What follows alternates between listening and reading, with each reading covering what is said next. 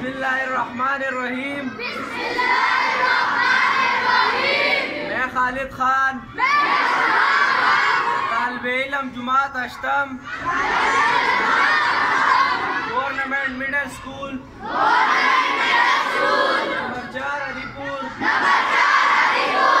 ऐद करता हूँ कि अपने मुल्क और कौम का वफादार रहूँगा। कौमी खजाने से किसी किस्म की करप्शन नहीं करूँगा और ना ही अपने मातहत लोगों को किसी किस्म की करप्शन करने नहीं दूंगा। खुद रिश्वत नहीं लूंगा, ना ही किसी को रिश्वत लेने दूंगा।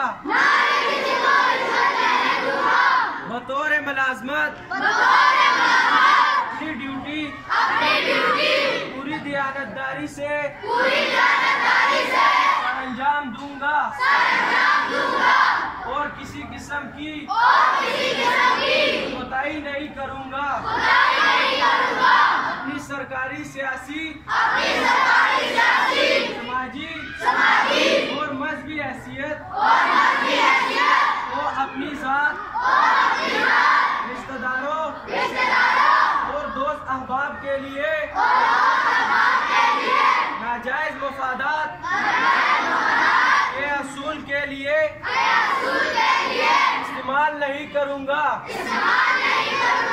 बतौर शहरी मैं इस मुल्क पाकिस्तान के तमाम असासों के लिए अमीन और मुहाफ़िज़ हैसियत से अपनी खिदमत सर अंजाम दूंगा। खुद भी हलाल रिज़्क़ हलाल कमाऊंगा